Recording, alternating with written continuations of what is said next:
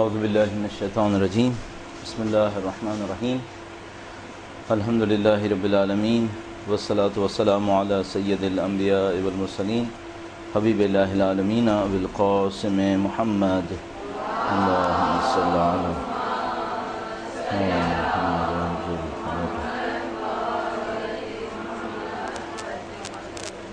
وعلی آلہ الطیبین الطاہرین سیما بقیۃ اللہ فی الارضین۔ پروردگار عالم کا انتہائی شکر ہے، اس نے ہمیں اور آپ کو توفیق دی دین کے بارے میں غور و فکر کرنے کی، اور بالاخص جو آج کا موضوع ہے یعنی نماز، کہ ہمارے پاس متعدد روایات موجود ہیں، آیات کریمہ موجود ہیں جو نماز کی اہمیت کو بیان کر رہی ہیں، نماز کی اثرات کو بیان کر رہی ہیں۔ ایک روایت آپ کی خدمت میں تبرکاً عرض کرتا ہوں اور اس کے بعد موضوع کی طرف منتقل ہوتے ہیں۔ روایت مولا امیر المومنین سے بیان کیے، اللہ کے رسول نے درود بھیجے گا محمد و آل محمد پہ۔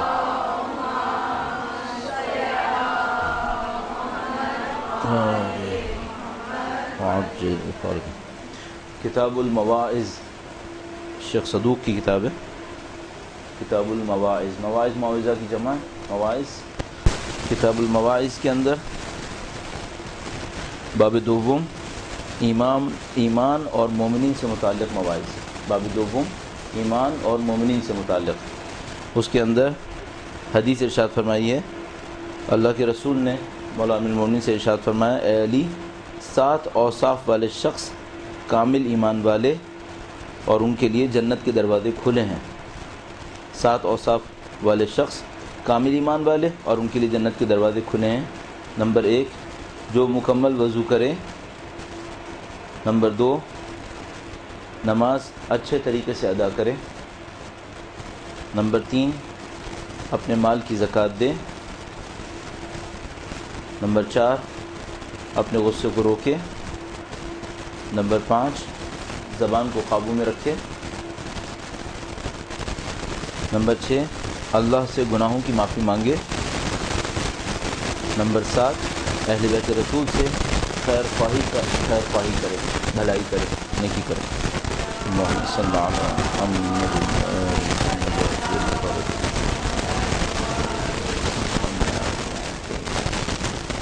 شاید پہلے آپ کی خدمت میں عرض ہوا تھا، ہم لوگ ان روایات کو مقدس کلمات کی طور پہ دیکھتے ہیں، لیکن ان روایات کے اندر قوانین نہیں ڈھونڈتے۔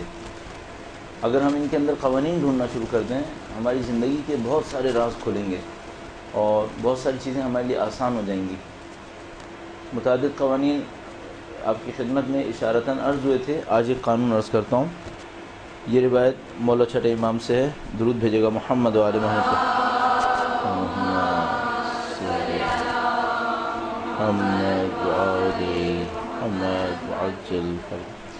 تو ان قوانین کی خوبی ہے کہ ان سے ہم اپنی زندگی کے بارے میں اسرار پتہ چلتے ہیں، ہمیں اپنی زندگی کے راز پتہ چلتے ہیں۔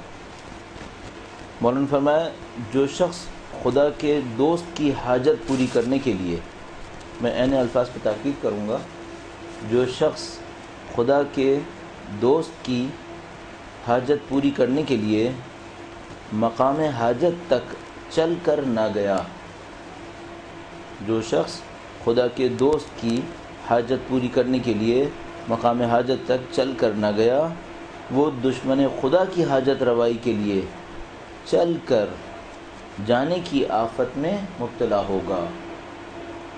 وہ دشمن خدا کی حاجت روائی کے لیے چل کر جانے کی آفت میں مبتلا ہوگا۔ تو یہ قانون کیا کہہ رہا ہے؟ قانون یہ کہہ رہا ہے کہ ایک اللہ کا دوست ہے، اس اللہ کے دوست کی ایک حاجت ہے، فرض یہ ہے کہ آپ اس حاجت کو جانتے ہیں، فرض یہ ہے کہ آپ اس حاجت کو پورے رکھنے پہ طاقت بھی رکھتے ہیں، فرض یہ ہے کہ آپ کے لیے ممکن ہے کہ آپ اس کی جگہ تک پہنچ جائیں اور اس کی حاجت کو پورا کریں۔ ان فرائض کے ساتھ، مفروضے کے ساتھ، اس میں ہم یہ کوشش کرتے ہیں کہ وہ میں نہ جاؤں، وہ میرے پاس آئے اور چکر لگائے، ٹھیک ہے؟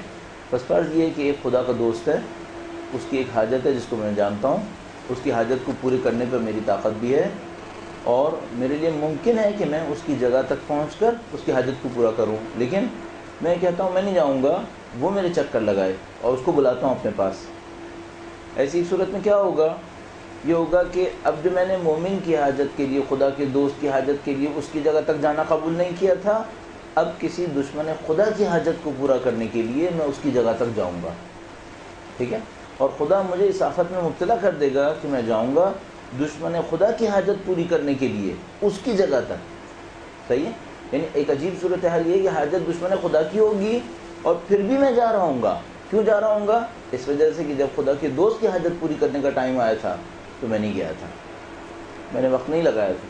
اچھا، اب اگر اس روایت کو قیاس کریں اس معنی میں کہ اس سے قانون حاصل کرنے کی کوشش کریں، نہ قیاس اس باطل معنی میں، تو ہم یوں کہیں گے کہ جہاں کہیں خدا کا حق ہو ہم ادا کرنے کی طاقت رکھتے ہوں اور نہ کریں تو دشمن خدا پر اسی مقدار میں ہمارا مال، ہمارا وقت، ہماری شہرت، ہماری عزت ضائع ہوگی. صحیح ہے؟ ایک خدا کی مطلوب ایک جگہ ہے جہاں پر ہمارا کچھ مال لگنا ہے یا ہمارا وقت لگنا ہے یا ہماری شہرت لگنی ہے یا ہماری عزت لگنی ہے. اگر طاقت رکھتے تھے اور نہیں لگائی، اب کیا ہوگا؟ اب یہی مال، یہی طاقت، یہی شہرت، یہی عزت ایسی جگہ پہ لگے گی جو دشمن خدا کے لیے ہوگی. اچھا، اگر وہاں پہ لگاتے تو کیا فائدہ تھا؟ وہاں پہ لگاتے تو فائدہ یہ تھا کہ ثواب بھی ملنا تھا، مقامات بلند ہو جاتے، نعمتوں میں اضافہ ہو جاتا. اب کیا ہوا؟ اب یہ ہوا کہ گناہ بھی ہوا کیونکہ ہم نے ظالم کی مدد کی، دشمن خدا کی مدد کی. جو توفیق ملی تھی، جو نعمت ملی تھی، وہ بھی ضائع ہو گئی. اس نعمت کے ضائع ہونے کے نتیجے میں جو اچھی جگہ پہ لگنے سے نعمت نے بڑھنا تھا، اب نعمت نے بڑھنا بھی ختم کر دیا. صحیح ہے؟ اور یہ سب کیوں ہوا؟ جس جگہ پہ خرچ کرنا تھا اس جگہ پہ خرچ نہیں کیا. یہ اللہ کا قانون ہے. اب یہ اموال کے معاملے میں بھی ایسا ہی ہے. یعنی اگر کسی کو ایک واجب جگہ پہ دولت خرچ کرنی تھی، مثلا زکوٰۃ دینی ہے، خمس دینی ہے، مومنین کے حقوق کی ادائیگی ہے، صلہ رحم ہے، تو کرنا تھا، اس نے نہیں کیا. اب دشمن خدا پر اتنا ہی مال خرچ ہوگا، یا کہیے کہ حرام کام پر اتنا ہی مال خرچ ہوگا، اور اس کے وہ سارے نتائج بھی آئیں گے. جو حرام پر خرچ کرے گا اس کی سزا بھی آئے گی، پیسہ بھی ضائع ہوگا اور پیسہ بڑھنا بھی کم ہو جائے گا. اور یہ سب کیوں ہوگا؟ کیونکہ اس نے جہاں کر لینا چاہیے تھا وہاں پہ نہیں کیا گیا. اب آپ اور میں اپنی زندگی کا جائزہ لیں کہ جہاں پر ہمیں کرنا چاہیے وہ جگہ کون سی ہے. اگر ہم نہیں کریں گے تو نعوذ باللہ کس بلا میں مبتلا ہو سکتے ہیں. اب اس اگر قانون کی صورت میں ہم دیکھیں، پہلی روایت کے اوپر واپس آئیں تو پہلی روایت نے جو 7 اوصاف بیان کیے ہیں ان میں سے 2 کا تعلق نماز سے ہے. وضو اچھے طریقے سے کرے، وضو مکمل کرے. اور وضو مکمل کرے کا مطلب کیا ہو سکتا ہے؟ وہ یہ ہے کہ وضو کے مستحبات کو بجا لائے اور وضو کرنے کے دوران جو حکمتوں پہ غور کرنا چاہیے تھا اسے، وہ اس کام کو کر لے. اسی طریقے سے نماز اچھے طریقے سے ادا کرے، یعنی نماز کے مستحبات کو انجام دے، اور نماز کے اندر جو غور و فکر ہونا چاہیے تھا، ان اقم الصلاۃ لذکری، نماز قائم کرو میرے ذکر کی خاطر، اس ذکر کو اس کو سمجھ لینا چاہیے تھا. اب یہاں پر ہم نماز کے بارے میں بیان کو شروع کرتے ہیں. اس میں نماز کی اہمیت ظاہر کے واضح ہو رہی ہیں اور بہت ساری روایات ہیں. مثلا ایک اور روایت میں فرمایا، اے علی مومن کی 3 علامتیں ہیں، نماز، زکوٰۃ اور روزہ. اے علی مومن کی 3 علامتیں ہیں، نماز، زکوٰۃ اور روزہ. یعنی کیا مطلب یہ 3 علامتیں ہیں؟ یہ تو غیر مومن بھی انجام دے سکتے ہیں. یعنی مومن کی یہ 3 چیزیں انتہائی درجے کی اچھی ہوں گی. غیر مومن ان 3 چیزوں کو اچھے طریقے سے انجام نہیں دے گا، اس میں خرابی کرے گا. اچھا، اب ہم نماز کی طرف توجہ دیتے ہیں اور جو ہمارا ٹاپک ہے اس کو کور کرنے کی کوشش کرتے ہیں. ابتداءً نماز کے بارے میں قرآن کریم کی اس آیت کریمہ کو دیکھتے ہیں کہ خدا تعالیٰ فرماتا ہے، ان الصلاۃ تنہیٰ عن الفحشاء والمنکر. پہلے اس آیت کریمہ کی تھوڑی سی تحلیل کر لیتے ہیں کہ یہ عمل کیسے انجام پائے گا. قرآن کریم نے ایک دعویٰ کیا ہے اور وہ دعویٰ یہ ہے کہ نماز بے حیائی اور برائی سے روکتی ہے. اچھا، اب ہمارے ساتھ مشکل یہ ہے کہ ہم یہ دیکھ رہے ہیں کہ بہت سارے لوگوں کی نمازیں ان کو بے حیائی اور برائی سے نہیں روک رہی ہیں. اب ہمارے سامنے 2 راستے ہیں. ایک راستہ تو ہم یہ کہیں کہ نعوذ باللہ تعالیٰ آیت کا جو معنی ہے مفہوم ہے و مشکوک ہے، اس کو ہم نہیں کہہ سکتے. آیت کریمہ واضح ہے، آیت کریمہ کی سند ظاہر قرآن کریم ہے، تو پھر سند کی ضرورت نہیں ہے ہمیں، اور مفہوم اور سند کی قطعی ہوتے ہوئے پھر اس کے بارے میں شبہ ممکن نہیں ہے. تو ہم زیادہ سے زیادہ یہ کہہ سکتے ہیں کہ جن کی نماز بے حیائی اور برائی سے نہیں روک رہی، وہ اصل میں نماز نہیں ہے، وہ نماز نہیں ہے. وہ کچھ اور ہے۔ اچھا اب کوئی یہ کہہ سکتا ہے کہ نماز نہیں ہے تو کیا مطلب کیا ہے؟ تو ہم کہیں گے یعنی نماز کا کم از کم وہ مصداق نہیں ہے جو برائی اور بے حیائی سے روک لے۔ بس ہم یہ سمجھتے ہیں نماز کے درجات ہیں، 1 سے لے کے 100 تک مختلف چیزیں ہیں جو نماز کہلاتی ہیں۔ 1 سے لے کے 100 تک مختلف درجات ہوں، فرضیے کے طور پہ لے لیتے ہیں۔ فرض کر لیتے ہیں اگر کوئی 40 درجے تک پہنچ جائے تو اس کی نماز بے حیائی اور برائی سے روک لے گی۔ اب اگر اس کی نماز بے حیائی اور برائی سے نہیں روک رہی اور یہ نماز تو ہے، اس کا مطلب ہے یہ نماز اس 40 درجے تک بھی نہیں پہنچی ہے۔ اور اس کے بعد درجات بہت ہیں، کیوں؟ کیونکہ الصلاۃ معراج المومن، نماز مومن کی معراج ہے۔ کیا مطلب اس کا نماز مومن کی معراج ہے؟ جیسا آپ میں سے اگر کوئی ایک اس کے اوپر کمنٹس کرے نماز مومن کی معراج ہے، کیا مطلب؟ کوئی ایک بولے کچھ چیز۔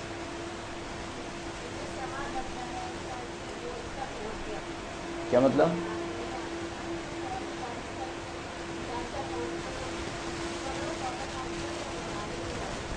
صحیح ہے، ہم یہاں پہ 2 مطلب دے سکتے ہیں۔ نماز مومن کی معراج ہے یعنی اگر نماز مومن کو عروج تک پہنچا دے گی۔ معراج کا مطلب عروج ہے، عروج کا مطلب بلندی ہے۔ نماز مومن کو بلندی تک پہنچا دے گی۔ اگر ہم معراج کا مطلب اس کا لفظی مطلب لیں، معراج عروج سے ہے، عروج کا مطلب بلندی ہے، نماز مومن کی معراج ہے یعنی نماز مومن کو بلندی تک پہنچائے گی۔ لیکن اگر ہم نے معراج کو وہ معراج لیا جو اللہ کے نبی کے ساتھ پیش آئی تھی، تب ہم کیا کہیں گے؟ نماز مومن کی معراج ہے، کیا مطلب؟ یعنی جو نبی معراج کے اندر جس مقام پر پہنچے تھے، مومن اپنی حد میں ایسے کسی مقام تک نماز کے ذریعے پہنچ سکتا ہے۔ صحیح؟ اب اللہ کے نبی نے معراج کے اندر کیا کیا تھا؟ خدا تعالیٰ فرماتا ہے ہم نے ان کو زمین و آسمان کا مشاہدہ کروایا تھا۔ اس کا مطلب یہ ہے کہ کوئی مومن اگر نماز کو صحیح انجام دے دے تو آسمان اور زمین کے مشاہدات کو نماز کے اندر انجام دے سکتا ہے، نہ اس سطح میں جو نبی کے لیے انجام پائے، ظاہر ہے، لیکن کسی شباہت کے اندر رہتے ہوئے وہ اس معراج کو حاصل کر سکتا ہے جو اس کے لیے ممکن ہے۔ یہ دوسرا مطلب ہو جائے گا نماز مومن کی معراج ہے۔ بس ایک میں ہم معراج کی لفظی معنی لیں گے عروج یعنی بلندی، اور دوسرے میں معراج کا مطلب وہ واقعہ لے لیں گے جو اللہ کے نبی کے ساتھ پیش آیا۔ سورہ اسراء نے اس پر اشارہ فرمایا۔ اچھا اب یہ تو نماز کی اہمیت کے بارے میں ہو گیا، اور ہم اس آیت کریمہ پہ تھے ان الصلاۃ تنہی عن الفحشاء والمنکر، نماز بے حیائی اور برائی سے روکتی ہے۔ اس کا میکینزم کیا ہے؟ نماز کیسے بے حیائی اور برائی سے روکتی ہے؟ اس کو ہمیں سوچنا ہوگا۔ اچھا اس کا ایک سادہ میکینزم ہے، وہ یہ ہے کہ نماز کی ادائیگی کے وقت اگر کوئی شرائط پر توجہ دے گا خود بخود برائی اور بے حیائی سے بچ جائے گا۔ صحیح؟ یہ پہلا میکینزم ہے۔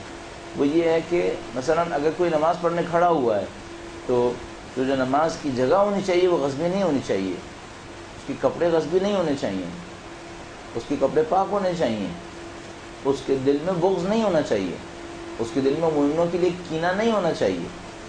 تو جیسے وہ نماز کی شرائط پر توجہ دے گا، ان شرائط کو پورا کرنے کی کوشش کرے گا، چاہے وہ ظاہری شرائط چاہے وہ باطنی شرائط، ان کو جب پورا کرنے کی کوشش کرے گا تو خود بخود بے حیائی اور برائی سے رک جائے گا۔ یہ اس آیت کریمہ کا ایک میکینزم ہے۔ اور دوسرا میکینزم ہم کہہ سکتے ہیں کہ اس طریقے سے ہے کہ جب انسان نماز انجام دے گا تو اس میں چونکہ نماز اللہ کے ذکر کے لیے ہے، اقم الصلاۃ لذکری، اور ذکر خدا کے اندر خدا کے حضور کو احساس کرے گا، تو جیسے ہی خدا کے حضور کو احساس کرے گا محشر کو احساس کرے گا۔ یعنی وہ سوچے گا جس طرح سے آج میں یہاں کھڑا ہوں کل مجھے میدان حشر میں کھڑا ہونا ہے، اس فرق کے ساتھ کہ آج میرے پاس ایک موقع ہے کہ میں صحیح کروں اور پھر اس دن موقع نہیں ہوگا۔ جیسے وہ اس بات کو احساس کرے گا اس کو اپنی برائیاں بھی یاد آ سکتی ہیں، ان برائیوں پہ استغفار کرے گا۔ یہ دوسرا میکینزم ہے۔ اور تیسرا یہ ہے کہ اس نماز کے اندر مسلسل استغفار ہے اللہ کے حضور، مسلسل اللہ کے سامنے اعترافات ہیں، ایاک نعبد و ایاک نستعین، یا مثلا کہتا ہے استغفر اللہ ربی و اتوب الیہ بحول اللہ وقوتہ اقوم و اقعد۔ یہ جو تذکرات ہیں، یہ جو نماز کے اندر اذکار ہیں، یہ اس کو بے حیائی اور برائی سے روک لیں گے۔ بس 3 ہم نے واسطے سوچے اس بات کے کہ نماز بے حیائی اور برائی سے کیسے روکے گی۔ پہلے مطلب میں کہا کہ اس کی شرائط ظاہری اور باطنی موجب بنیں گی کہ نمازی بے حیائی اور برائی سے روکے۔ دوسرے مطلب میں کہا کہ اس میں محشر کا تصور موجب بنے گا۔ اور تیسرے میں یہ کہ اس کے اذکار اور اوراد اگر توجہ سے انجام پائیں گے تو وہ انسان کو برائی اور بے حیائی سے روک لیں گے۔ اب ہم نماز پہ توجہ دینے کی کوشش کرتے ہیں، اور ظاہر ہے کہ نماز کے اندر پہلا عمل وضو کا ہے، اور وضو کی طرف توجہ دیتے ہیں۔ اس سے پہلے کہ ہم اس مطلب کو بیان کریں، ایک اور بنیادی مطلب کی طرف اشارہ کرتے ہیں۔ درود بھیجے گا محمد و آل محمد کو۔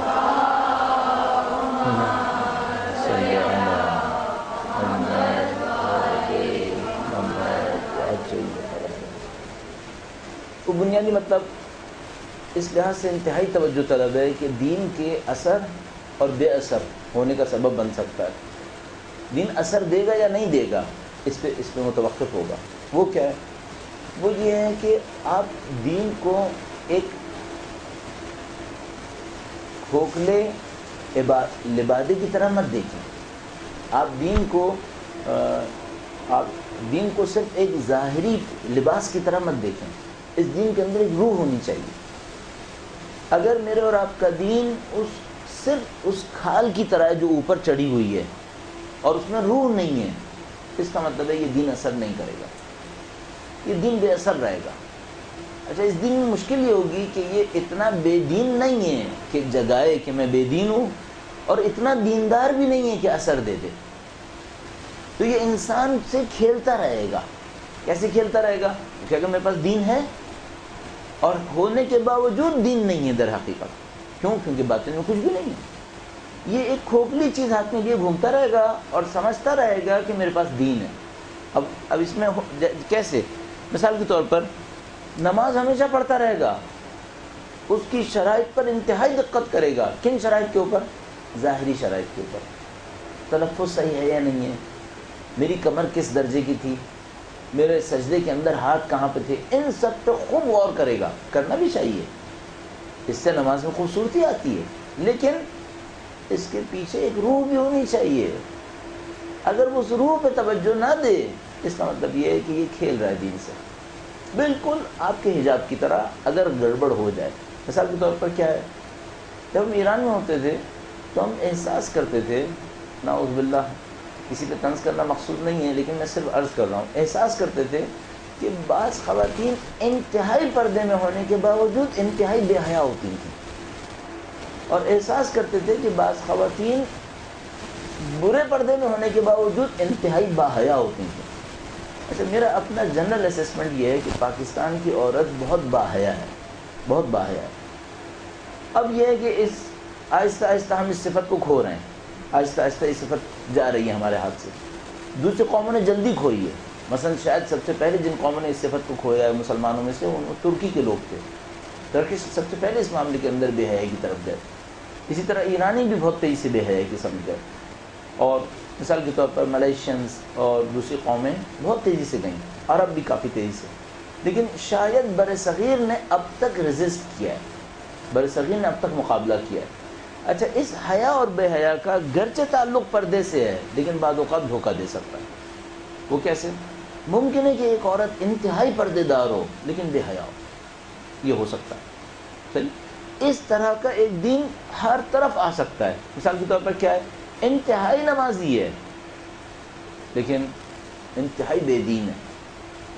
کل ایک جگہ پہ بات ہو رہی تھی کہ ایک ڈپارٹمنٹ ہے جو بلڈنگ کنٹرول کا ڈپارٹمنٹ ہے کراچی کے اندر، تو وہ کہنے کہ بلڈنگ کنٹرول ڈپارٹمنٹ کے ساتھ ہی مسجد بنی ہوئی ہے، اور جتنے ٹاپ کلاس کے راشی افسر ہیں وہ سب سے زیادہ پابندی سے نماز پڑھتے ہیں۔ جتنے ٹاپ کلاس کے راشی افسر ہیں سب سے زیادہ پابندی سے نماز پڑھتے ہیں۔ ایزمپشن کیا ہے؟ ایزمپشن یہ ہے کہ ٹھیک ہے گناہ کر رہے ہیں لیکن اللہ کے اچھے بندے بھی ہیں، نماز پڑھتے ہیں۔ اور جتنے راشی افسر ہوتے ہیں زیادہ تر 57-58 سال کی عمر میں حج کر کے کہتے ہیں ہمارے پچھلے گناہ صاف ہو گئے، باقی 2 سال رشوت نہیں لیں گے۔ اور اس کو بھلا دیتے ہیں کہ وہ جو 58 سال کی عمر تک رشوت کا پیسہ لیا ہے، توبہ کرنے کے لیے پہلے وہ دینا پڑے گا، اس کو بھلا دیتے ہیں۔ کہتے ہیں وہ اپنے ہاتھ میں رکھیں گے، ہمارے بیلنسز، ہماری جائیداد سب کچھ چلتی رہے گی، حج کر کے ہم اتنے ہی پاک ہو گئے جیسے ابھی پیدا ہوئے تھے، اور باقی 2 سال رشوت نہیں لیں گے۔ یہ کیا ہو رہا ہے؟ یہ وہی کھوکھلا دین ہے، یہ وہی کھوکھلا دین ہے۔ آپ اپنی زندگی میں حتی الامکان کوشش کیجیے گا آپ کا دین آپ کو دھوکہ نہ دے۔ یعنی البتہ اگر میں ٹرمنالوجی کو اور صحیح کروں آپ کی دینداری آپ کو دھوکہ نہ دے. دین تو دھوکہ نہیں دے سکتا، نہ دین کسی کو دھوکہ دے گا. ہماری دینداری ہے جس میں سارے نقص ہیں. دین تو ایک ہی ہے، ان الدین عند اللہ الاسلام، دین اللہ کے نزدیک بس اسلام ہے، اس نے اسلام بھیجا ہے. ہماری دینداریوں میں فرق ہے.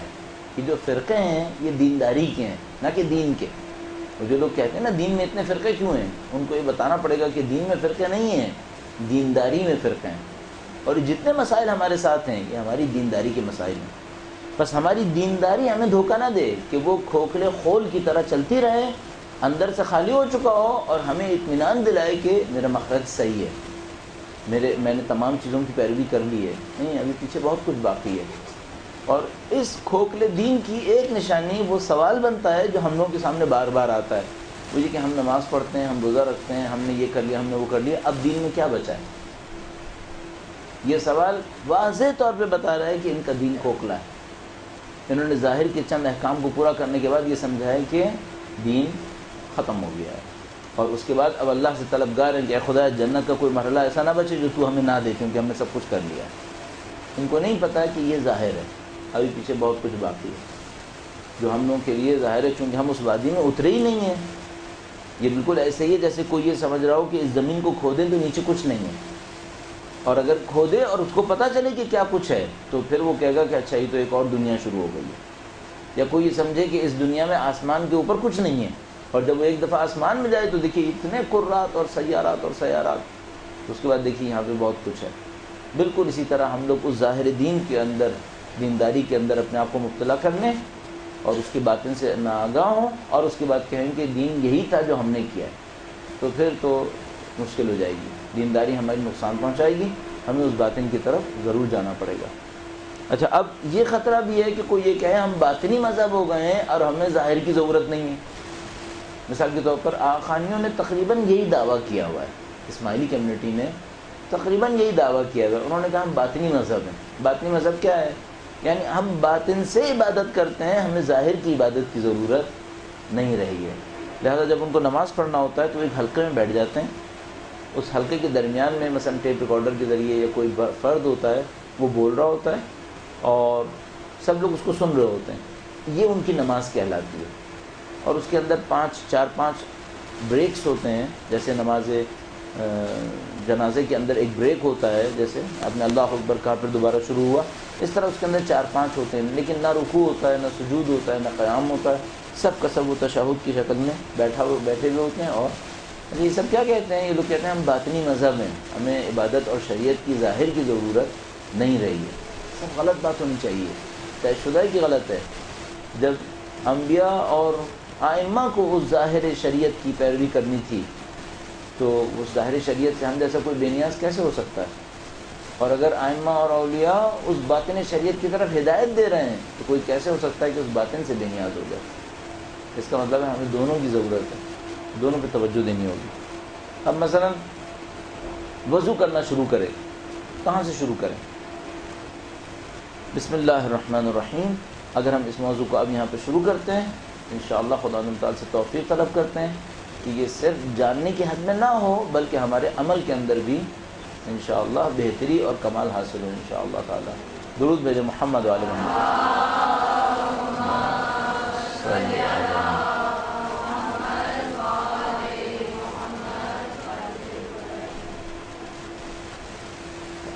آپ کے ذہن میں ہے کہ علم صرف جان لینا نہیں ہے، یعنی علم کا نتیجہ صرف جان لینے کے اوپر نہیں آئے گا، آپ کو عمل پہ جانا ہوگا.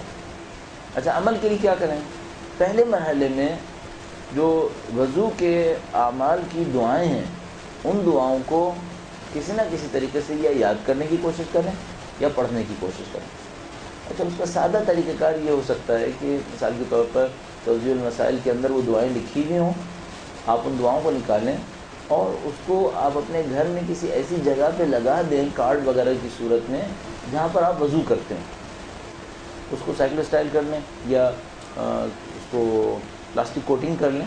پلاسٹک کوٹنگ کرنے کے بعد اس کو کسی ایسی جگہ پہ لگا دیجئے جہاں پر آپ وضو کرتے ہیں. اس سے فائدہ کیا ہوگا؟ جب آپ وضو کر رہے ہیں آپ سامنے دیکھ دیکھ کر پڑھنا شروع کر دیں.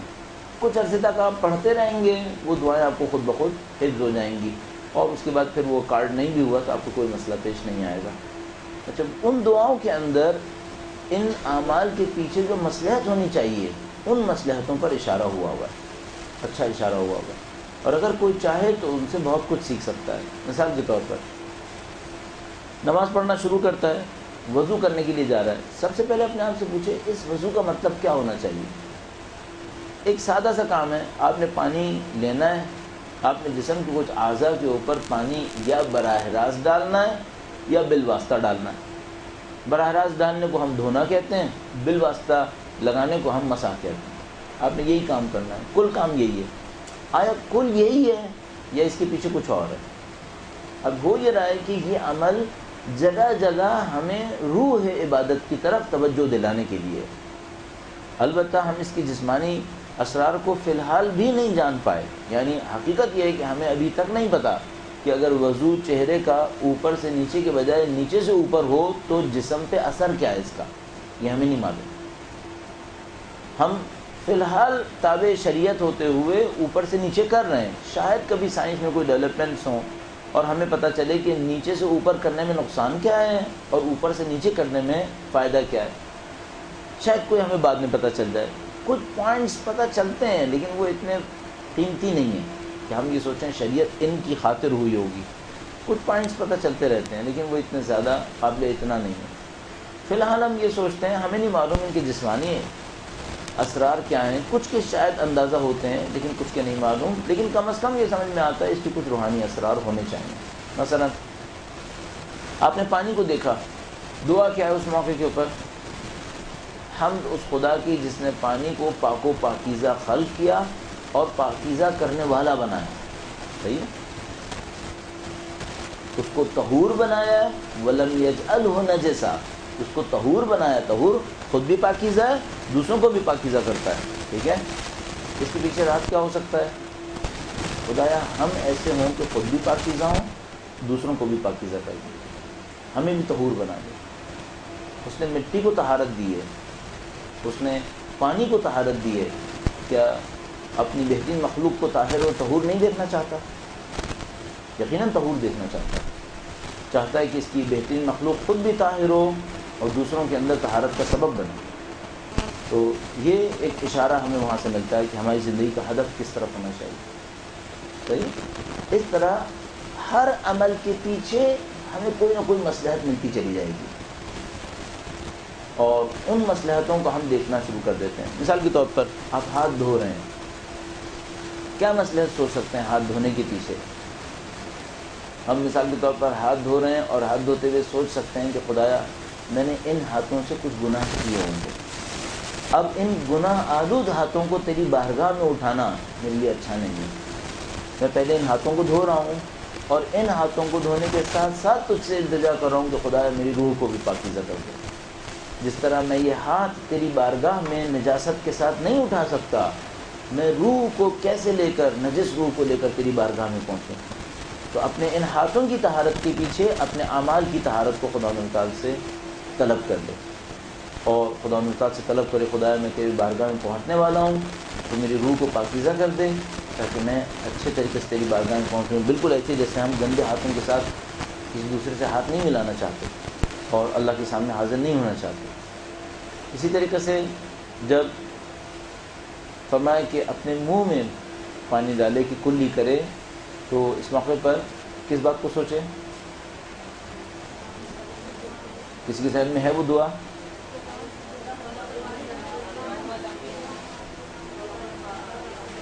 ٹھیک ہے، کوئی آپ میں سے کوئی ایک اس دعا کو بیان کرے۔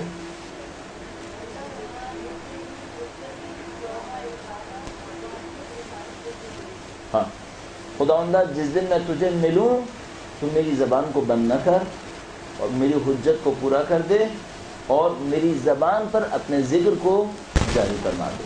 صحیح؟ اچھا، اب اس میں دو تصور آ رہے ہیں، ایک وہ تصور ہے جب میں تجھ سے ملوں اور ایک وہ تصور ہے جب میں اس دنیا میں ہوں۔ اچھا، یہ نماز کے اعمال میں بالاخص وضو کی ان دعاؤں کے اندر مسلسل پیش آئے گا کہ ایک توجہ دنیا پر ایک توجہ آخرت پر۔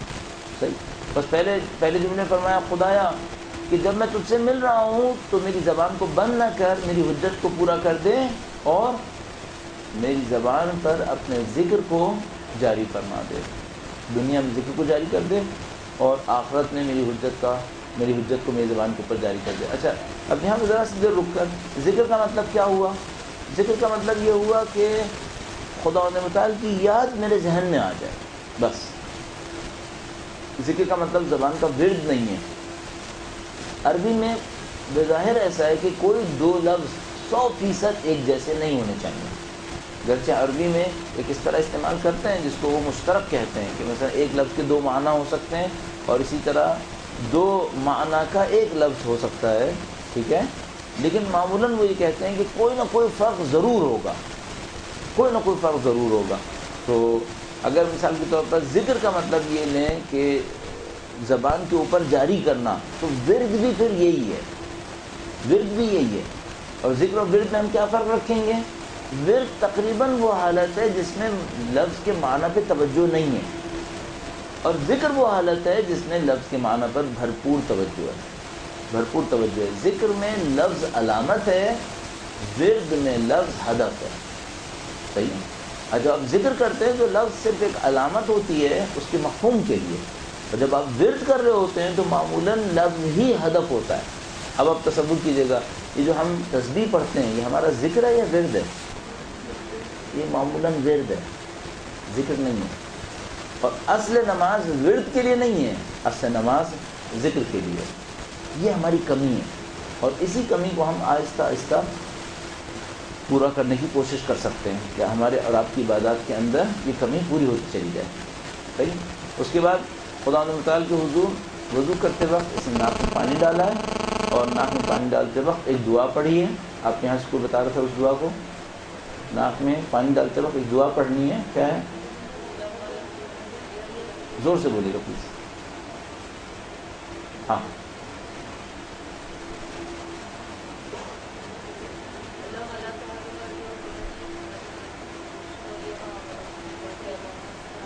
اچھا، ہو یہ رہا ہے ہم لوگ جب عربی کو بولتے ہیں تو اس کے معنی پہ توجہ نہیں دے رہے ہوتے، صحیح۔ اس وجہ سے عربی ہمیں تیزی سے رٹی بھی ہوتی ہے، اور اگر کوئی ہم سے کہے آہستہ آہستہ پڑھیں تو ہم مشکل میں پھنس جاتے ہیں، ٹھیک ہے، کیونکہ ہم نے مفہوم پہ توجہ نہیں دی ہوئی ہوتی۔ اچھا، اس کا مطلب ہم کیا دیں گے؟ خدایا مجھے جنت کی بو سے محروم نہ فرما، کل مطلب یہ آ رہا ہے، خدایا مجھے جنت کی بو سے محروم نہ فرما۔ کیا مطلب ہے؟ اب ہمیں جا کے دیکھنا پڑے گا روایات میں کون سے ایسے انسان ہیں جو جنت کی بو سے محروم ہو جاتے ہیں، ہمیں جا کے وہاں دیکھنا پڑے گا۔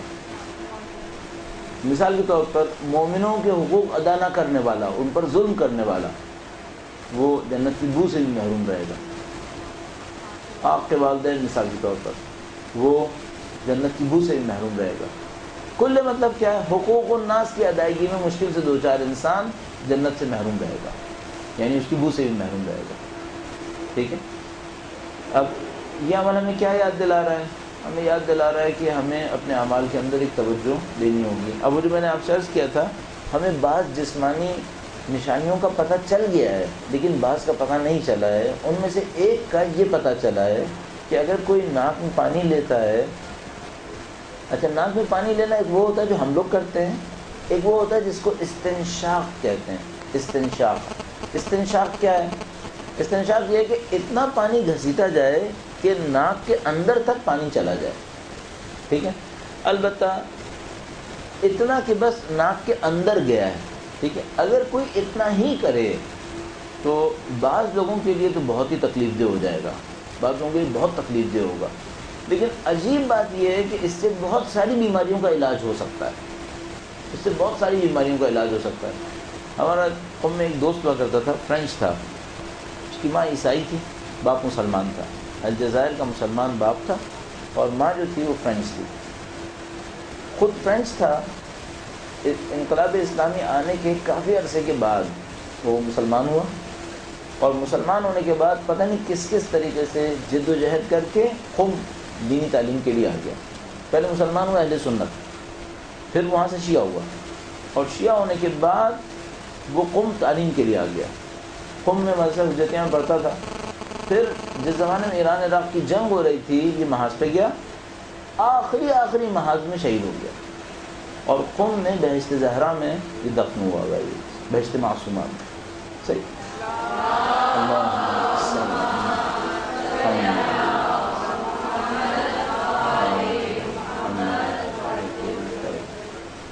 نے اپنا اس کا فرینچ نیم کورسیل تھا اور اس نے اپنا اسلامی نام کمال تجویز کیا تھا، تو اس کا نام تھا کمال کورسیل۔ کبھی کبھی میں سوچتا تھا کہ اس بیچارے کا واقعاً کوئی فاتحہ پڑھنے والا نہیں ہوتا، کیونکہ نہ اس کے ماں باپ اس کی طرف توجہ دیتے تھے، اس نے شادی نہیں کی تھی، اور ظاہر کوئی نسل اولاد بھائی بہن کوئی بھی نہیں ہے جو اس کے لیے حتیٰ فاتحہ پڑھتا ہے، لیکن بہرحال بہشت میں دفن ہے اور قوم مقدس کی زمین میں ہے۔ ابھی جو بچے محاذ کے علاقوں میں جاتے ہیں اس جنگ کی یاد کو دیکھنے کے لیے، ان کو وہاں کے گائیڈ اس کے بارے میں ضرور بتاتے ہیں کہ دیکھو انسان کو خدا کوئی ہدایت دے تو کہاں سے کہاں پہنچا سکتا ہے۔ تو اس نے مجھے ایک دفعہ بتایا کہ انہوں کہ ایک سرجن تھا جو کسی میڈیکل سائنسز کی کانفرنس کے لیے ایران آیا تھا، برین سرجن، اور جب اس نے کانفرنس وغیرہ ہو گئی تو اس کو مشہد بھی لے جایا گیا۔ اس نے کہا کہ مشہد میں سب سے بڑا مونیومنٹ کون سا ہے؟ بتایا گیا کہ یہاں پر امام کا روضہ ہے، اس وجہ سے اس کو مشہد کہتے ہیں۔ تو اس نے کہا کہ مجھے دیکھنا ہے، تو اس سے ریسٹرکشن کے ساتھ سوچا گیا لے جایا جائے نہ لے جایا جائے، باہر کہا گیا ٹھیک ہے کوئی بات نہیں لے جاتا۔ تو اس کو لے گئے اور اس نے صحن میں دیکھا کہ بہت سارے لوگ وضو کر رہے تھے، تو اس نے ایک آدمی کو وضو کرتے دیکھا، اس نے پین بھی آبزرو کیا، باقی لوگوں کو بھی دیکھا، ان لوگوں نے بھی یہی کام کیا، بہت آبزرو کیا اس نے، اور اس کے بعد اس نے گائیڈ سے پوچھا کہ یہ لوگ کیا کر رہے ہیں، تو بتایا کہ یہ وضو کر رہے ہیں۔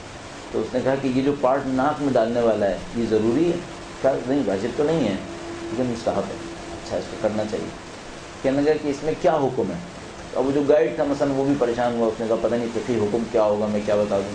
ایک مولانا صاحب سے پوچھا کہ اس کا حکم کیا ہے، تو انہوں نے بتایا کہ حکم یہ ہے کہ ناک میں ڈالے تو کافی ہے، لیکن اچھا ہے کہ استنشاق کرے۔ استنشاق کرے کیا کرے؟ پانی کو کھینچے اپنے اوپر۔ اچھا اس میں ٹربل ہوتی ہے، ہم لوگ معمولاً نہیں کرتے، خاص کر سردیوں میں اگر میرے جیسے کسی کو سائنس کا مرض ہو تو اس کے لیے بہت تکلیف دہ ہو جاتا ہے۔ عجیب بات یہ ہے کہ یہ سرجن اس کو دیکھنے کے بعد کورسل نے مجھے بتایا، کہنے لگا کہ وہ سرجن کہنے لگا کہ میں اس کو اسٹڈی کروں گا، اور کچھ عرصے کے بعد بار اس نے اسلام ہونے کا اقرار کیا، مسلمان ہونے کا، اسلام قبول کیا، اور اس نے کہا کہ بنیادی سبب یہ عمل ہے۔ اس سے پوچھا بھائی اس کا کیا تعلق ہے؟ تو اس نے کہا کہ میں برین سرجن ہوں اور برین کے آپریشن کا ماہر سمجھا جاتا ہے۔ کہنے لگا کہ ہم لوگ جب دماغ کھولتے ہیں، مغز دیکھتے ہیں، تو اس مغز کے اوپر بعض اوقات کچھ کیڑے ہوتے ہیں، صحیح، جن کو ہمیں نکالنا ہوتا ہے۔ اچھا اس کا کہنا یہ ہے کہ ہمارے پاس کوئی راستہ نہیں ہوتا ان کیڑوں کو نکالنے کا، صرف اتنا کرنا ہوتا ہے کہ اس کے اوپر پانی کے قطرے ڈالنے ہوتے ہیں، بس اگر پانی کے قطرے پڑ جاتے ہیں یہ مر جاتے ہیں اور پھر کوئی تکلیف نہیں ہے، لیکن صرف مشکل یہ ہے کہ پانی کے قطرے وہاں تک ہم ڈال نہیں سکتے بغیر اس کی سرجری کی۔ یہ ایک واحد راستہ ہے جس سے ہم انسانوں کو اس بیماری سے محفوظ رکھ سکتے ہیں، یہ ایک واحد راستہ ہے، استنشاق کریں۔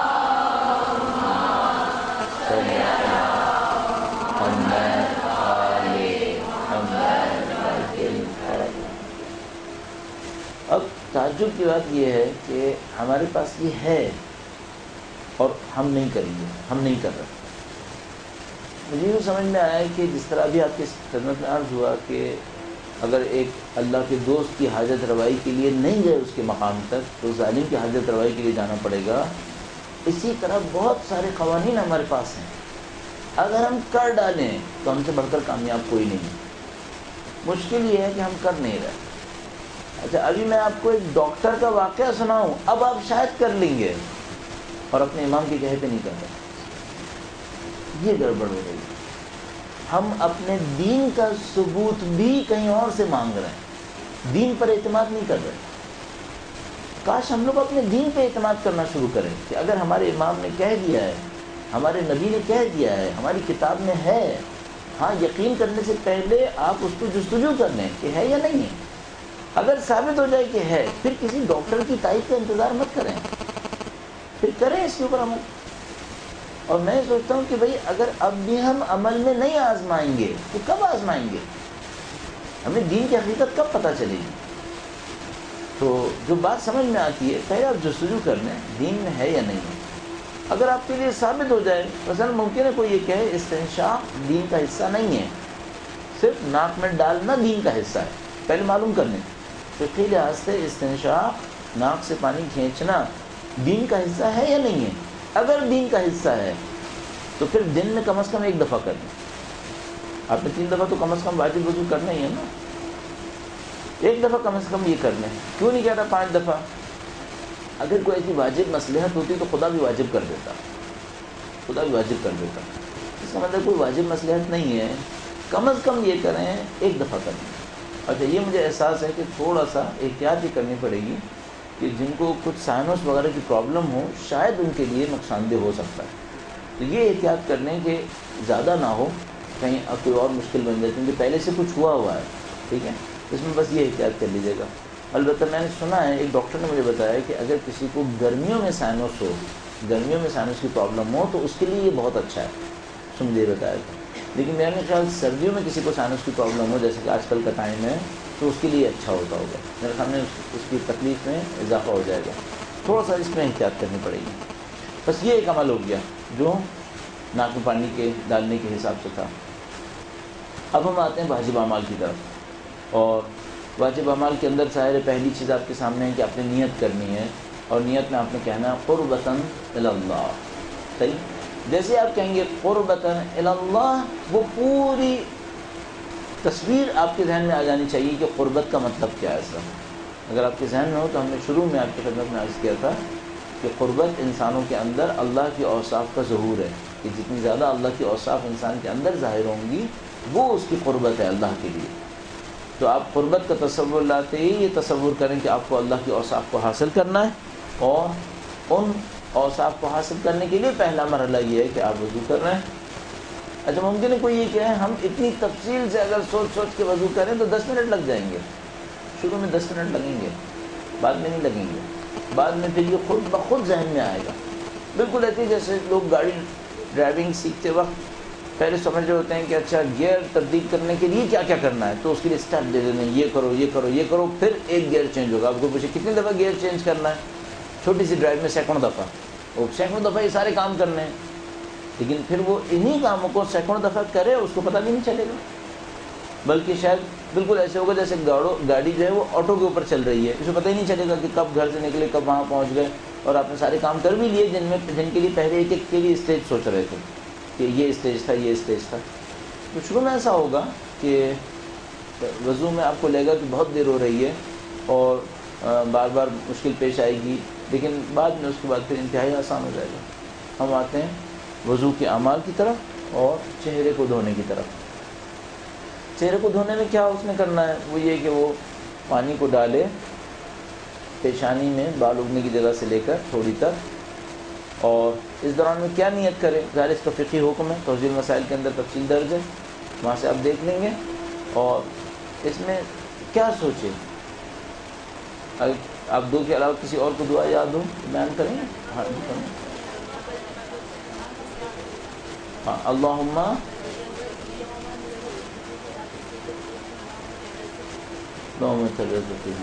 ٹھیک ہے.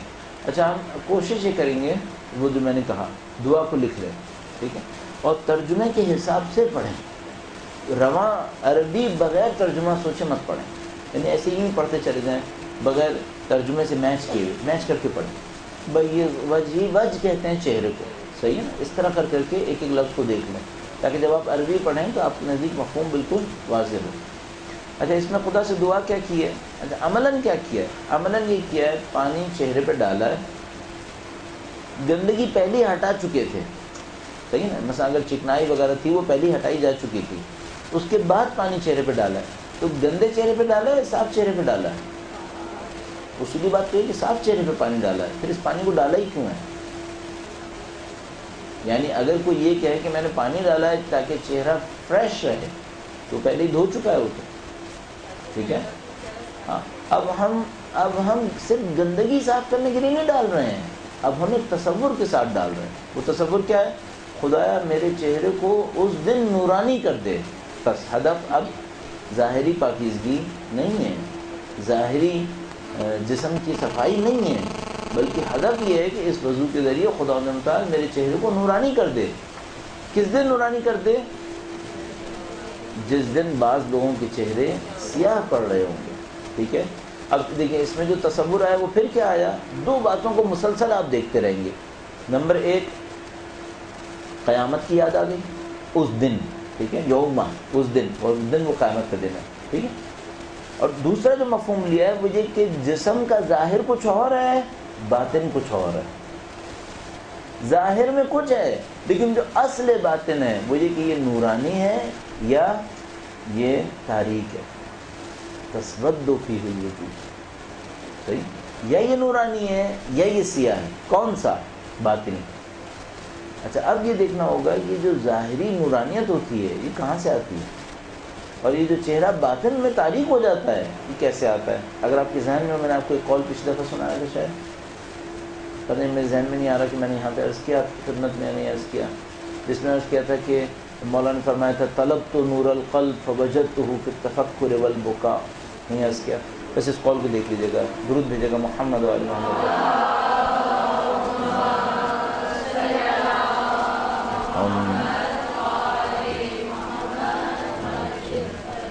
میں کوشش کرتا ہوں اس کی عربی اگر مجھے مل جائے. ابھی یہ کسی عالم نے ایس ایم ایس میں بھیجی تھی مجھے.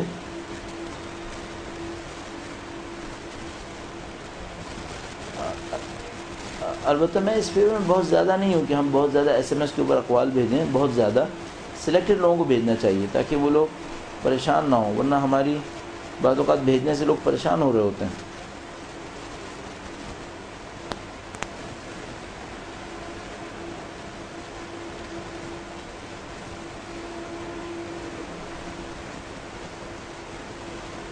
ایک بار پھر درود بھیجے گا محمد و آل محمد.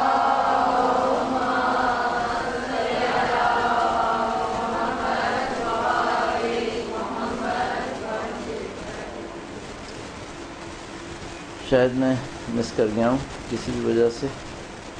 ٹھیک ہے، میں ابھی خدمت میں عرض کر دیتا ہوں. یہ قول ہے خوش قسمتی سے تقریباً 1985-86 میں مجھے پہلی دفعہ پڑھنے کو مل گیا تھا، اور اس سے میں نے کافی چیزیں سمجھنے کی کوشش کی ہیں.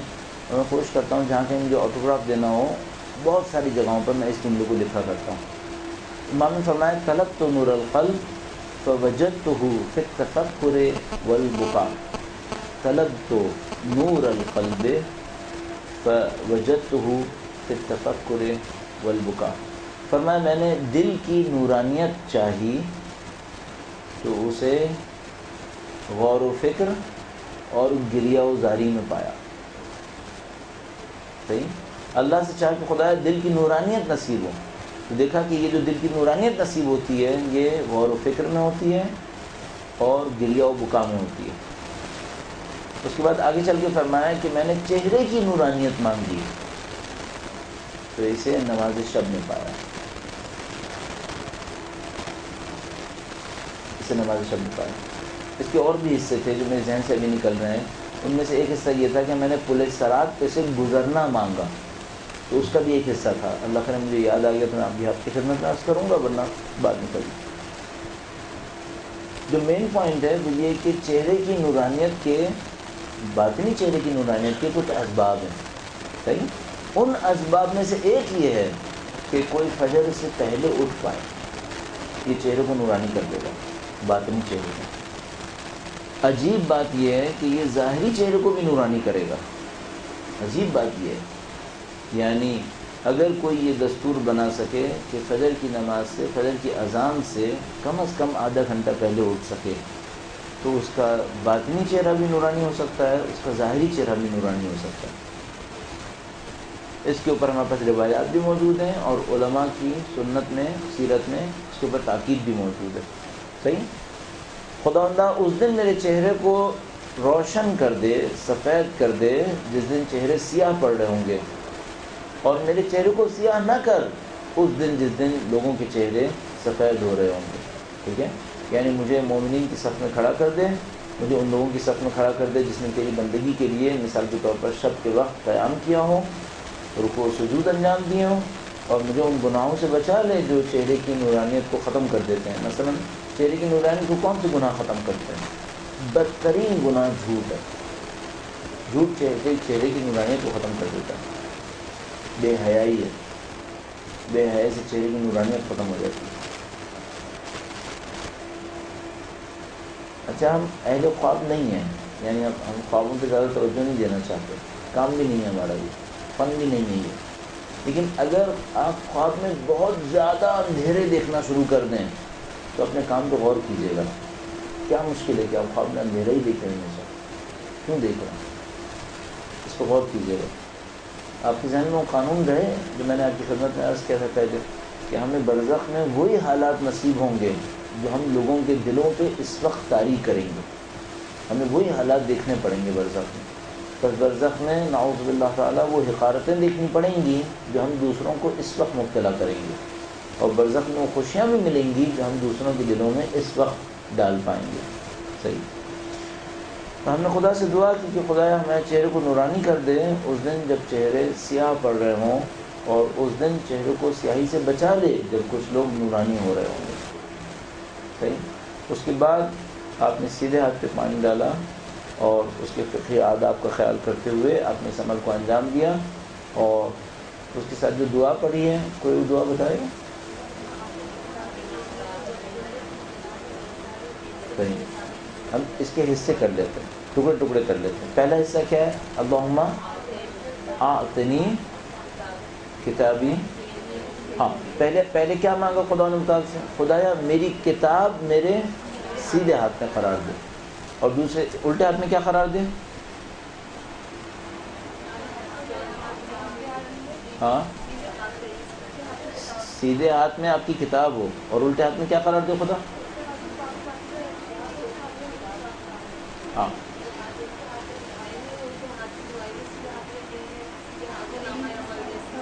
سیدھے ہاتھ پہ نامہ اعمال دے. یہی جو سیدھے ہاتھ کی دعا ہے, اب اس کو دوبارہ پڑھیں عربی والی کو. اللہم کتابی بیمینی والخلد.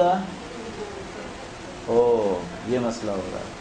اچھا, یہاں پر دعا میں دو تشریح ہوئی ہیں, دعا میں دو طریقے سے بیان ہوا ہوا ہے. ایک دعا میں یہ لکھا ہوا ہے اللہم آتنی کتابی بیمینی والخلد بیساری.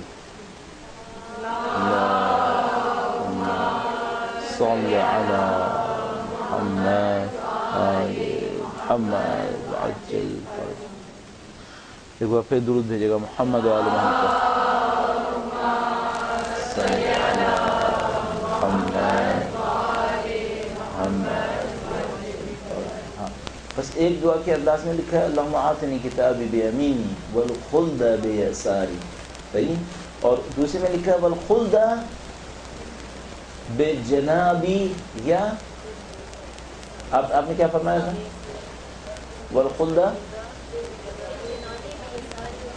والخلد فی الجنان بے یساری. اچھا, یسار کا مطلب کیا ہے؟ یمین کا مطلب سیدھا ہاتھ ہے, یسار کا مطلب الٹا ہاتھ ہے. صحیح ہے. بس طلب کیا کیا خدا سے؟ خدایا میرے سیدھے ہاتھ میں نام اعمال قرار دے اور میرے الٹے ہاتھ میں جنت میں ہمیشہ رہنے کا پروانہ قرار دے. صحیح. والخلد فی الجنان بیساری, میرے الٹے ہاتھ میں خلد ہمیشہ کی جنت میں زندگی نصیب فرما دے. اور اس کے بعد کیا نہ کر, وحاسبنی حسابا یسیرا, میرے حساب کو آسان کر. اچھا, اس سب کو غور کر لیتے ہیں. ٹھیک ہے. پہلے دفعہ میں کہا خدایا میرے نام اعمال کو سیدھے ہاتھ میں قرار دے دے اور میرے جنت میں رہنے کے پروانے کو الٹے ہاتھ میں قرار دے دے. اچھا, ہمیں نہیں معلوم نام اعمال سیدھے ہاتھ میں آئے اس کا مطلب کیا ہے, ہمیں نہیں معلوم. قرآن کریم نے فرمایا 3 قسم کے لوگ ہوں گے, وہ جن کو نام اعمال سیدھے ہاتھ میں دیا جائے گا, وہ جن کو نام اعمال الٹے ہاتھ میں دیا جائے گا, اور وہ جن کو نام اعمال پس پش دیا جائے گا. ہمیں کچھ نہیں معلوم ظاہری طور پر کہ ان سب کا مطلب کیا ہے, لیکن ایک بات سمجھ میں آتی ہے, اس سے کوئی نہ کوئی علامت ہے جو حقارت کا سبب بن رہی ہے. صحیح. یعنی کسی کو مورد محبت کیا جائے گا, اس کے اوپر مہربانی کی جائے گی, اس کو سیدھے ہاتھ میں پکڑایا جائے گا, اور کسی کے اوپر بے اعتنائی کی جائے گی, اس کو الٹے ہاتھ میں پکڑا دیا جائے گا, اور کسی کو اتنا زیادہ تحقیر کی جائے گی کہ جیسے اس کو پس پوش تھما دیا جائے گا. ٹھیک ہے. اس کے بعد فرمایا خدایا میرے حساب کو آسان کر دے. اچھا, حساب آسان اور مشکل کیسا ہوتا ہے اگر حساب لینے والا عادل ہے؟ ہاں, اگر وہ عادل حساب لینے والا عذر کو جلدی قبول کر لے پھر حساب آسان ہے. صحیح. اگر حساب لینے والا عذر کو جلدی قبول کر لے تو حساب آسان ہے. اور اگر وہ عذر کو دیر سے قبول کرے پھر حساب صاف کرے، یا وہ عذر کو قبول ہی نہ کرے، محض عدل کرے، پھر بہت مشکل ہے، پھر بہت مشکل ہے۔ صحیح؟ لہٰذا دو دعائیں ہمارے پاس اور ہیں اس سے ملتی جلتی۔ اس میں خدا فرمایا کہ اے خدایا اے کریم میرے حساب کو کیا کر دے، اپنے فضل و کرم سے قرار دے اور اپنے عدل سے قرار نہ دے۔ صحیح ہے؟ خدایا میرے حساب کو اپنے فضل و کرم سے قرار دے اور اپنے عدل سے قرار نہ دے۔ ایک دعا یہ، اور دوسری دعا وہ ہے جو اللہ کے رسول نے کسی کو مرتے لمحوں تعلیم کی، فرمایا یا من یقبل الیسیر ویعف عن الکثیر اقبل منی الیسیر واعف عن الکثیر۔ اے خدایا جو کم کو قبول کرتا ہے اور زیادہ کو بخش دیتا ہے، میرے کم کو قبول کر لے اور میرے زیادہ کو بخش دے، یعنی میرے کم اعمال کو قبول کر لے اور میرے زیادہ گناہوں کو بخش دے۔ اور جو پہلی دعا تھی اس کی عربی کیا تھی؟ ربنا عاملنا بفضلک یا کریم ولا تعاملنا بعدلک یا رحیم۔ اے کریم میرا معاملہ اپنے فضل و کرم سے کر، اور رحیم میرا معاملہ اپنے عدل سے نہ فرما، کیونکہ عدل ہم سہ نہیں پائیں گے اللہ تعالیٰ کا۔ اس کو ہم کہہ سکتے ہیں یہ آسان حساب ہے۔ آسان حساب وہ جس میں عذر کو قبول کر دیتا ہے۔ اور وہ واقعہ جو میں کئی دفعہ سنا چکا ہوں، کوئی آتا ہے اللہ کے رسول سے پوچھتا ہے کریم حساب لے گا یا کوئی اور لے گا، اللہ خود حساب لے گا یا نہیں لے گا؟ اللہ کے رسول فرماتا ہے خدا خود حساب لے گا، اور وہ ہنستا ہے اور کہتا ہے میرا معاملہ نمٹ جائے گا۔ لوگ پوچھتے ہیں کیوں ایسا ہوگا؟ تو وہ کہتا ہے کہ اللہ کریم ہے، اور کریم انسانوں کو میں نے دیکھا ہے عذر قبول کر لیتا ہے، اور خدا کریم ہے کہ میرے عذر کو قبول کر لے گا۔ ٹھیک ہے؟ اس کے بعد بائیں ہاتھ پر پہنچے اور اس کے بعد فرمایا کہ خدا کیا نہ کر،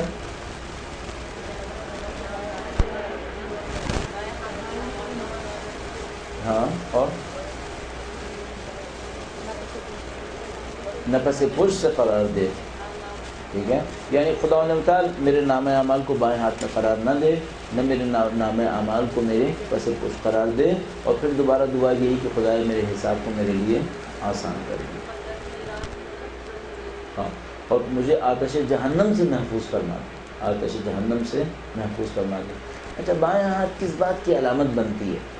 تقریباً ایسی، مثلا ظاہر ہے مقصود یہ نہیں ہے کہ جو لوگ داہنے ہاتھ سے لکھنے والے ہیں اور جو لوگ بائیں ہاتھ سے لکھنے والے ہیں یہ تو مراد نہیں ہے یقیناً، کیونکہ یہ تو طبیعی ٹرینڈس ہیں، نیچرل ٹرینڈس ہیں۔ کوئی دائیں ہاتھ سے لکھتا ہے، کوئی بائیں ہاتھ سے لکھتا ہے، اس میں کوئی مسئلہ نہیں ہے، یا کوئی بائیں ہاتھ سے کام کرتا ہے، اس میں بھی کوئی مشکل نہیں ہے۔ اصل مسئلہ کیا ہے؟ کوئی کام کو صحیح طریقے سے کرتا ہے، کوئی کام کو غلط طریقے سے کرتا ہے۔ جو صحیح طریقے سے کرتا ہے گویا بائیں ہاتھ سے کر رہا ہے، اور جو غلط طریقے سے کر رہا ہے گویا وہ دائیں ہاتھ سے، اور یہ شخص جو ہے یہ بائیں ہاتھ سے کر رہا ہے جو غلط طریقے سے کر رہا ہے۔ بس بائیں ہاتھ سے کرنے کا مطلب یہ ہے کہ کام کو صحیح طریقے سے انجام نہیں دے رہا ہے، اپنی ذات کے اندر جو پوٹینشیلز اللہ نے رکھے ہیں ان کو استعمال نہیں کرتا ہے، اور چونکہ وہ ناشکرا بندہ ہے، اللہ کی دی ہوئی نعمتوں کی قدر نہیں کرتا ہے، تو خدا تعالیٰ اس کو اس کے کام کے نتیجے میں مبتلا کر دیتا ہے۔ زیادہ تر جن چیزوں کو ہم اللہ کا عذاب کہتے ہیں وہ ہمارے کام کے نتائج ہیں، شاید وہ عذاب بھی نہیں ہے۔ اگر کوئی زہر کھائے گا تو نتیجے میں مرے گا، یہ اللہ کا عذاب نہیں ہے، زہر کا ایک نتیجہ ہے۔ تو زیادہ تر چیزیں جن کو ہم کہتے ہیں اللہ کا عذاب نازل ہوا، عذاب نازل نہیں ہوتا ہے، ہمارے کام کا نتیجہ ہوتا ہے جو ہم جھیل رہے ہوتے ہیں۔ اس کے بعد مسح کرے، اور اس مسح میں کیا دعا کر رہا ہوگا؟ خدا سے دعا کر رہا ہوگا خدایا مجھے اپنی 3 نعمتوں میں شامل کر دے، رحمت میں، برکات میں اور مغفرت میں۔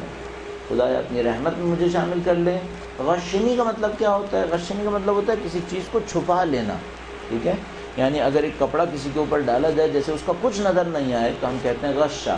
غشہ کا مطلب یعنی ایسا چھا گیا کہ وہ غائب ہو گیا، جیسے کہ وہ غائب ہو گیا۔ یا مثال کے طور پر بے ہوش ہو جانے کو بھی کہیں گے شاید غشہ، کہ مثلا کوئی بے ہوش ہو گیا، ایسے گر گیا جیسے غائب ہو گیا، اس کو بھی کہیں گے۔ یا اس کا دماغ مثلا غائب ہو گیا، اس کو کچھ سمجھ میں نہیں آ رہا ہے تو اس کو کہیں گے۔ یہاں پہ مطلب یہ ہو سکتا ہے کہ خدایا اتنی رحمت، اتنی برکات، اتنی مغفرت نصیب فرما دے کہ میری تمام گناہ چھپ جائیں اور میں تیری حفاظت کے اندر اس دنیا سے جانے کی کوشش کروں۔ اور اس کے بعد جب مسح پاؤں کا کرے گا تو اس کے بعد خدا تعالیٰ سے دعا کرتا ہے، بہت خوبصورت دعا ہے یہاں پر واقع۔ انہی مفاہیم کو سوچتے ہوئے مسح پاؤں کا کر رہا ہے اور کہہ رہا ہے خدایا مجھے پل صراط پر ثابت قدم کر دے،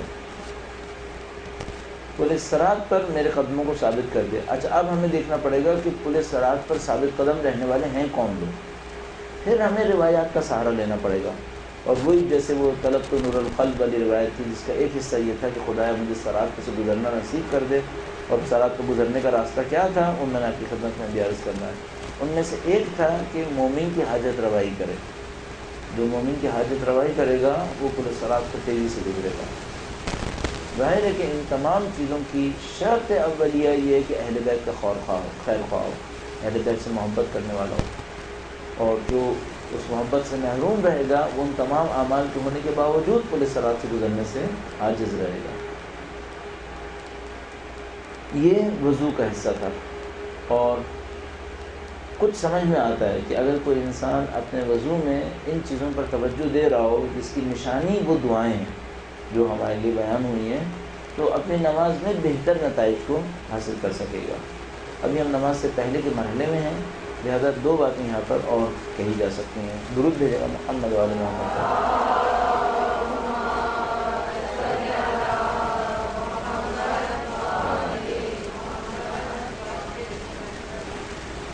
اب یہاں پہ جو بات سمجھ میں آتی ہے، دو تین باتیں سمجھ میں آتی ہیں، کیونکہ اب نماز شروع کرنے کا وقت آتا ہے، تو اس سے پہلے کہ ہم نماز شروع کرنے کی طرف جائیں اور اس کی نشانیوں کی طرف توجہ دیں، دو تین باتوں کو سوچ لیتے ہیں۔ پہلی بات تو یہ کہ خدا تعالیٰ نے بار بار کیوں کہا ہے نماز قائم کرو، کیوں نہیں کہا کہ نماز پڑھو؟ اچھا، اس کا ایک سادہ جواب ہم یہ دیتے ہیں کہ خدا چاہتا ہے جماعت سے نماز ہو، اور جماعت میں نماز قائم ہوتی ہے۔ جواب یہ ہے۔ اس کا شاید اور جواب یہ بن پائے کہ نماز ایک اپنی روح میں نماز ایک عمل نہیں ہے، نماز ایک ثقافت کا نام ہے۔ اس جملے کے اوپر خوب توجہ دیجیے گا۔ نماز ایک عمل کا نام نہیں ہے، نماز ایک ثقافت کا نام ہے۔ خدا کہہ رہا ہے اس ثقافت کو قائم کرو۔ پھر یہ جو 10 منٹ کا عمل ہے یہ کیا ہے؟ یہ اس ثقافت کو قائم کرنے کے لیے ایک تیاری ہے، ایک یاد دہانی ہے، ایک ریمائنڈر ہے جو ریکال کر رہا ہے کہ تم نے اس ثقافت کو زندہ کرنا۔ اچھا، وہ ثقافت کون سی ثقافت ہے؟ جس کو یہ نماز اپنے عمل کے ذریعے سے ریمائنڈ کرا رہی ہوتی ہے، بندگی کی ثقافت، اللہ کی بندگی کی ثقافت۔ بس نماز قائم کرو یعنی معاشرے میں اللہ کی بندگی قائم ہو جائے۔ بس اس میں کوئی ٹکراؤ نہیں ہے کہ کوئی کہہ نہیں اقیم الصلاۃ کا مطلب یعنی بس یہی نماز پڑھو، تو ہم کہیں گے بس یہی نماز پڑھے باقی گناہ کر لے، نماز قائم ہو گئی؟ کیا نہیں ہوئی۔ اس کا مطلب یہ صرف یہ نماز پڑھنا نہیں ہے، اس کے پیچھے کچھ اور بھی ہے اس اقیم الصلاۃ کے اندر۔ اور میں نے آپ کی خدمت میں عرض کیا، اس کو آسان بنانے کے لیے کہ اقیم الصلاۃ کا مطلب ہوا کہ یہ عمل اور تمہاری باقی زندگی مل کر ایک ثقافت تشکیل دے، اور وہ ثقافت اللہ کی بندگی کی ثقافت ہے، اور یہ جتنی علامتیں ہیں یہ اس ثقافت میں مددگار ہیں۔ مثال کے طور پر جب ہم نے کہا کہ پاؤں پر مسح کرتے وقت سوچے کہ میں پل صراط پر ثابت قدم رہوں، تو پل صراط پر ثابت قدم اس وقت رہے گا جب باہر اپنی زندگی میں مومن کی نصرت کر رہا ہوگا، یا مولا من المؤمنین کے کہے کے اوپر چل رہا ہوگا، اور اگر وہاں نہیں چلا تو پھر یہاں بھی ثابت قدم نہیں رہے گا۔ اچھا، وہ جو مومن کی نصرت کرنا ہے یا مولا کے فرمان پہ چلنا ہے وہ اس نماز کے دوران ہے یا اس کے باہر ہے؟ اس کے باہر ہے۔ نماز کے اندر تو کوئی مومن کی حاجت روائی نہیں کرے گا، وہ تو باہر کر رہا ہوگا، صحیح ہے۔ یا مثال کے طور پر اس نے کہا کہ خدایا مجھے جنت کی بو سے محروم نہ فرما، تو جنت کی بو سے کس کو محروم کرے گا؟ وہ جو صلہ رحم نہیں کر رہا، جو مومنین کے حقوق کو ادا نہیں کر رہا، اس کو جنت سے بو سے محروم کرے گا۔ اور یہ جو صلہ رحم نہیں کر رہا ہوگا یہ نماز کے اندر نہیں ہے، یہ نماز کے باہر ہو رہا ہے۔ اسی طریقے سے اگر چہرہ نورانی کر دے تو چہرہ نورانی تو صرف اس نماز کے اندر نہیں ہو رہا ہے، اس کے باہر بہت سارے کام ہیں جو چہرے کی عدم نورانیت کا سبب بن رہے ہوتے ہیں، ٹھیک ہے۔ بس مسلسل یہ سمجھ میں آ رہا ہے کہ نماز ایک عمل ہے، اور اس عمل سے ایسوسیٹڈ بہت سارے افکار ہیں، اس سے مربوط پوری ایک دنیا ہے جس کو ہم نے ثقافت کا نام دیا ہے۔ بس نماز پڑھنا یعنی اس ثقافت کو زندہ کرنا۔ اگر کوئی اس بات کو سمجھ لے پھر ہم ایک پرابلم کی طرف آتے ہیں اور اس کو سالو کرنے کی کوشش کرتے ہیں، ایک دو منٹ میں اس کو سالو کرتے ہیں، اور اس کے بعد اگر آپ کے ذہن میں کوئی سوال ہوا، سوال یہ ہے کوئی انسان کہتا ہے میں نماز میں توجہ دینا چاہتا ہوں، توجہ کیوں نہیں ہوتی؟ اس کا جواب یہ ہے کہ نماز صرف 10 منٹ کا عمل نہیں ہے، نماز پوری ثقافت کا نام ہے۔ آپ 2 نمازوں کے درمیان 7 گھنٹے اللہ کی ثقافت کا انکار کریں اور اب کہیں کہ 15 منٹ میں خدا کی ثقافت قائم ہو جائے، یہ نہیں ہوگا۔ یعنی مجھے یوں سمجھ میں آ رہا ہے کئی جگہ پر کہ بہت ساری جگہیں ایسی ہیں جن کو ہم امتحان سمجھتے ہیں، اپنے مرحلے میں امتحان تو ہوتے ہیں لیکن وہ انعام کا وقت ہوتا ہے در حقیقت۔ مثال کے طور پر امام کے ظہور کے حوالے سے میں نے آپ کی خدمت میں عرض کیا تھا کہ ہم سمجھ رہے ہیں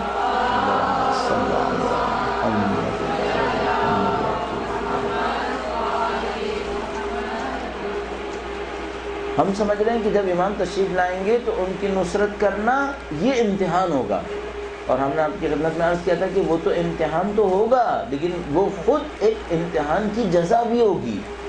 جن لوگوں نے غیبت میں امام کی نصرت کی ہوگی وہ ان کے ظہور میں امام کی نصرت کر رہے ہوں گے، ٹھیک ہے؟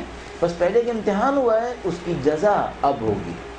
اسی طریقے سے نماز بھی ہے، خود نماز کے دوران امتحان ہو رہے ہوتے ہیں لیکن یہ جو نماز کے دوران آپ توجہ دے رہے ہوتے ہیں یہ آپ کو جزا مل رہی ہوتی ہے 2 نمازوں کے درمیان کی زندگی کی۔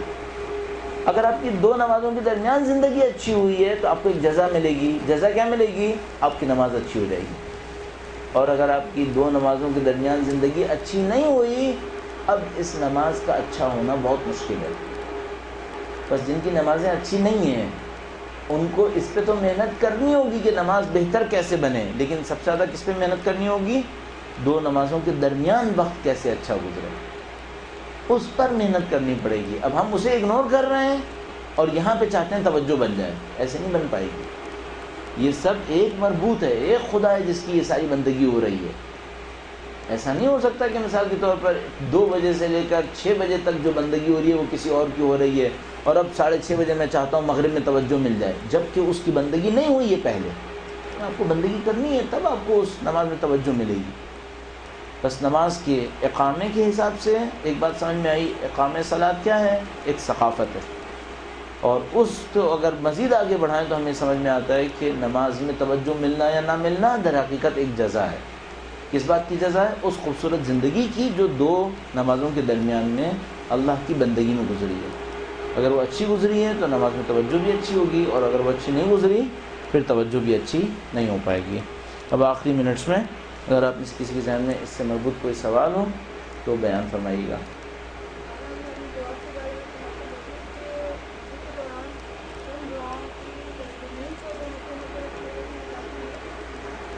ہاں کافی ہونا چاہیے، ظاہر ہمیں عربی سے اتنا سروکار ہے کہ وہ اہل بیت کی کلام ہے اور اس وجہ سے اس کے اندر بھی ایک نورانیت ہے، لیکن وہ جو اصل مقصد ہے وہ یہ کہ ان کے ترجموں کے اوپر توجہ رکھیں۔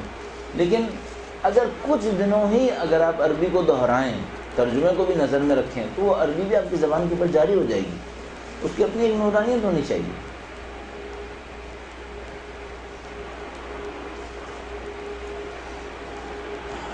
بہت بہت شکریہ۔ انشاءاللہ کوئی اور سوال ہے تو ہم اس کو دیکھ لیتے ہیں۔ اچھا اب ٹھیک ہے، ہم یہ کریں گے کہ جتنے بھی فقہی سوالات ہیں ان کا جواب یہاں پہ نہیں دیں گے، ٹھیک ہے؟ یہ کلاس فقہ کی کلاس نہیں ہے، جو کلاس فقہ کی کلاس ہو اس کے اندر فقہ کے سوال کا جواب ضرور مانگیے آپ وہاں پر، اور وہاں پہ طلب کر لیجئے۔ مثلا یہ سوال، کیا واجب مستحب نمازوں میں اذان و اقامت پڑھنا ضروری ہے اگر وقت ہو یا نہ ہو؟ ظاہر یہ فقہی سوال ہے، ایسے ضروری نہیں ہے، لیکن ہم اس کا جواب یہاں پہ فقہی سوالات کا ہم فی الحال یہاں پہ جواب نہیں دینا چاہتے کیونکہ ہمارا موضوع نہیں ہے۔ دوسرا سوال ہے، مومن اور عام مسلمان شیعہ میں کیا فرق ہے؟ ایک وہ ہے جو لفظی فرق ہے جس کو ہم نے معاشرے میں رائج کیا ہوا ہے، ہم نے سمجھا ہے ہر مومن شیعہ ہے، ہر شیعہ مومن ہے، ٹھیک ہے؟ اور ایک قرآنی فرق ہے، اور وہ قرآنی فرق کیا بتا رہا ہے؟ وہ کہہ رہا ہے کہ ہر شیعہ مومن نہیں ہے، مومن شیعت کے بعد بہت بڑا مرحلہ ہے، البتہ وہ شیعہ جس کو ہم شیعہ کہہ رہے ہیں، لیکن اگر کوئی اس شیعہ کو کہے جس کو امیر المومنین شیعہ کہتے تھے پھر ہر شیعہ مومن ہے، صحیح ہے؟ اگر ہم شیعہ کا مطلب وہ لے لیں جو امیر المومنین کہہ رہے تھے کہ میرا شیعہ میرے ساتھ چلنے والا، پھر ہر شیعہ مومن ہے، ہر مومن شیعہ ہے۔ لیکن اگر شیعہ کا مطلب وہ ہو جو ہم لیتے ہیں جس نے اشہد ان علی ولی اللہ کہا ہے بس، پھر ہر شیعہ مومن نہیں ہے. بہت مرحلے باقی ہیں، پر بہت داستان باقی ہے.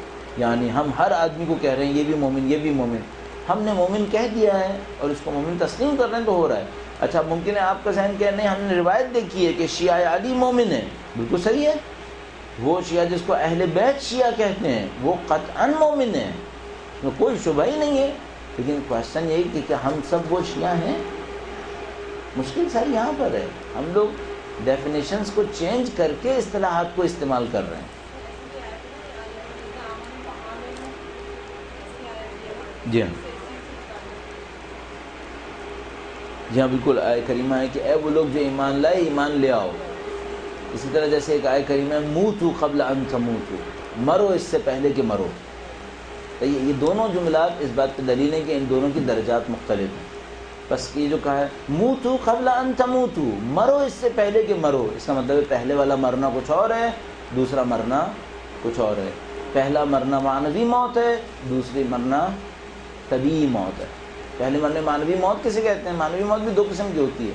ایک گناہ سے موت آتی ہے جو تکامل ختم ہو جاتا ہے، اور ایک وہ موت ہے جس کو ہم فنا تعبیر کرتے ہیں کہ انسان اپنے آپ کو اللہ کی راہ میں فنا کر دیتا ہے. اس پہلی موت سے مطلب وہ فنا ہے تقریباً، جو ہمیں سمجھ میں آتا ہے کہ اپنے آپ کو اللہ کی ذات میں فنا کر دو، یہ موت ہوگی. اس کے بعد اس موت کو کب انجام دو؟ اس موت کو دوسری موت سے پہلے کر لو. دوسری موت کون سی ہے؟ وہ جو آپ کی طبیعی جسمانی موت ہے. نماز میں برے خیالات سے کیسے نجات حاصل کی جائے؟ میں نے عرض کیا آپ کی خدمت میں، دو نمازوں کے درمیان استغفار کریں. اور اس جملے کو بھی عرض کرتا چلوں کہ کہیں اگلے ہفتے ذہن سے نہ نکل جائے. ہر نماز کو شروع کرنے سے پہلے وقت کے امام سے توسل کریں کہ ہماری نماز کو اچھا کر دیں. ان سے توسل کریں کہ ہماری نماز کو اچھا کر دیں، کیونکہ ہمیں اپنے اعمال کے اوپر ظاہر ہے کہ اعتبار نہیں کہ ہم نے دو نمازوں کے درمیان کیا کیا ہو. تو آپ جب نماز شروع کرنے لگیں پہلے استغفار کریں، اور استغفار کرنے کے بعد وقت کے امام سے توسل کریں، اور اس کے بعد اپنی نماز کو شروع کریں. اس سے پہلے کہ آپ لوگ بغیر اجازت نکلنا شروع ہو جائیں، آپ کی تیاری سے یوں ہی لگ رہا ہے. میں اس کو ختم کرتا ہوں.